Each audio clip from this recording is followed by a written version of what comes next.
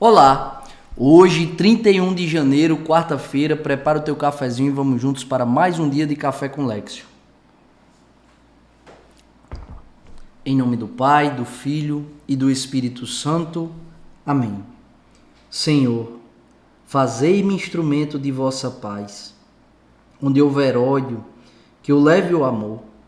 Onde houver ofensa, que eu leve o perdão. Onde houver discórdia, que eu leve a união. Onde houver dúvida, que eu leve a fé. Onde houver erro, que eu leve a verdade. Onde houver desespero, que eu leve a esperança. Onde houver tristeza, que eu leve a alegria. Onde houver trevas, que eu leve a luz. Ó Mestre, fazei que eu procure mais, consolar que ser consolado, compreender que ser compreendido, amar que ser amado. Pois é dando que se recebe, é perdoando que se é perdoado, e é morrendo que se vive para a vida eterna. Amém. Nossa Senhora do Perpétuo Socorro, rogai por nós. São José, providenciai e intercedei por nós. Continuamos unidos em nome do Pai, do Filho e do Espírito Santo. Amém. Hoje, 31 de janeiro, dia de São João Bosco. Que Deus, por meio da intercessão de São João Bosco, possa nos abençoar e tomarmos o seu testemunho e o seu exemplo para que seja um catalisador da nossa conversão, do nosso desejo genuíno de ser de Deus e de ganhar almas para Deus. Primeira leitura de hoje, leitura do segundo livro de Samuel, capítulo 24, versículos do 2 ao 9 e depois pula para o 17. Mais uma vez aqui na primeira leitura, o Senhor aflige a Davi a consequência dos seus sucessivos erros, dos seus sucessivos pecados, e pede para ele escolher por qual adversidade ele quer passar. É processo de purificação, é processo de purgação dos seus pecados, e Davi escolhe. Repare na palavra que Davi escolhe. Mas o que mais chama a atenção é o final da palavra, onde Davi ele pede misericórdia para o seu povo e pede justiça de nosso Senhor para ele e a sua família. Ou seja, ele pede que a misericórdia alcance o seu povo e o seu povo pare de sofrer e que a mão de justiça de nosso Senhor recaia sobre ele e sua família. É preciso coragem, é preciso conversão para fazer essa leitura. Primeiro fazer essa leitura de dizer não, o meu povo não merece viver a consequência dos meus pecados, das minhas más escolhas. E segundo, desejar a justiça de Deus, não fugir do que porventura pode lhe afligir. Quantas vezes a gente, na verdade, tem essa inclinação natural. O nosso corpo busca o prazer e foge da dor. Foge da dor e busca o prazer. Essa é a inclinação natural do nosso corpo. Por isso, a gente quer, por exemplo, a gente quer emagrecer, mas a gente não quer ter que comer adequadamente. A gente quer emagrecer tomando sorvete, comendo hambúrguer, comendo pizza, tomando cerveja.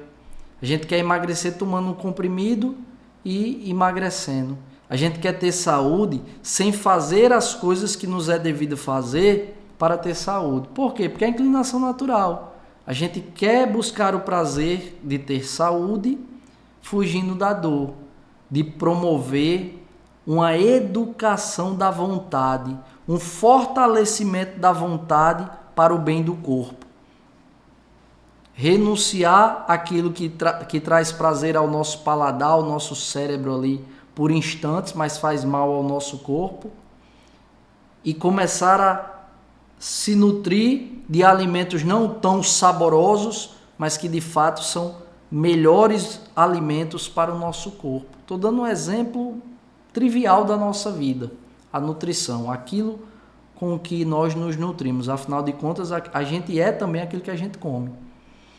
Então, estou dando esse exemplo para dizer, a gente foge da dor e busca o prazer. E aqui Davi, ele diz, olha, eu entendo, Senhor, que o Senhor quer que eu viva a consequência dos meus pecados, dos meus erros, o Senhor quer me purificar, mas não faz isso com o meu povo, não. Tende misericórdia. Olha, faz isso comigo e com a minha família. É preciso coragem, é preciso muita conversão e transformação do coração para desejar a justiça de Deus, não fugir da dor, não buscar o prazer. Senhor, eu sei a parte que me cabe, eu sei o que eu mereço, portanto, eis-me aqui para cumprir com a minha pena. E essa atitude, essa conduta de Davi nos impele, nos inflama a rezarmos desse modo. Senhor, eu sou pecador. Portanto, eu não quero fugir de tudo aquilo que eu preciso passar para purificar os meus pecados. Eu te peço, Senhor, tende misericórdia de mim, tende misericórdia dos meus, mas eis-me aqui, Senhor.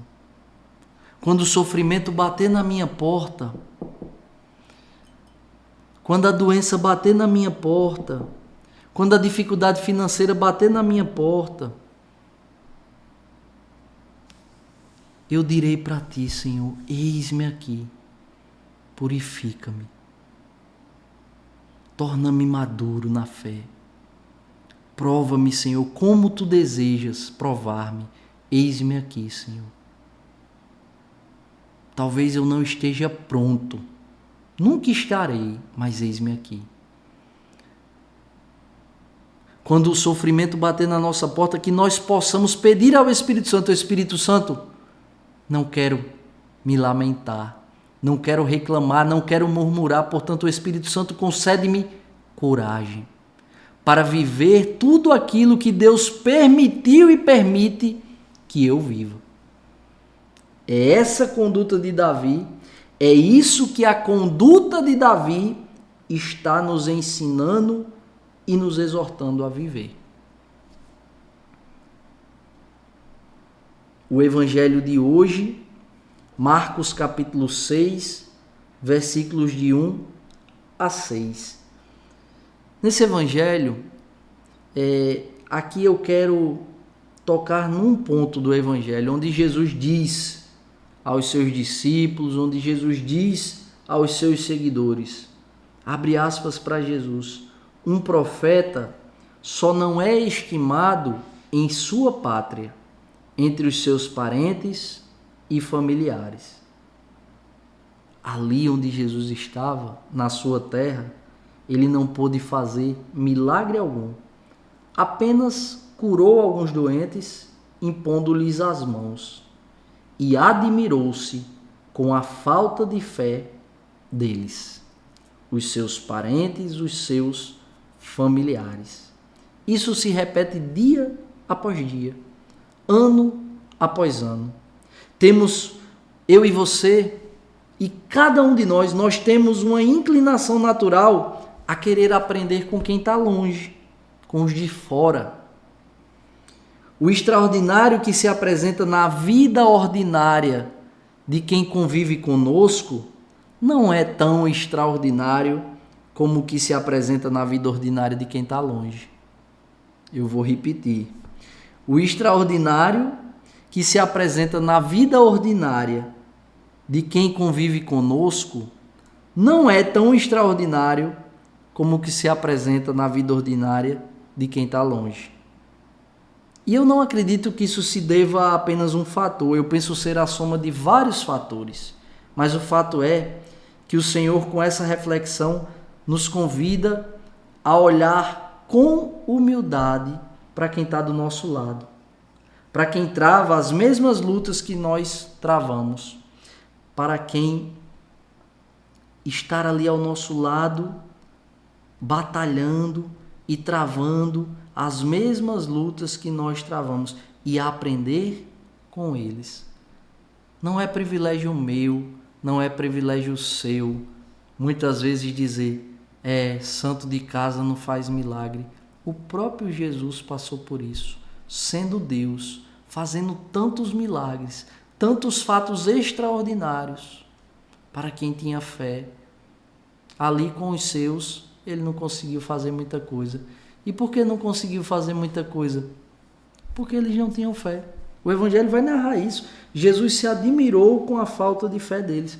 E é isso, muitas vezes quem está ao nosso redor não bota fé na gente, não. Quem está ao nosso redor não bota fé da gente.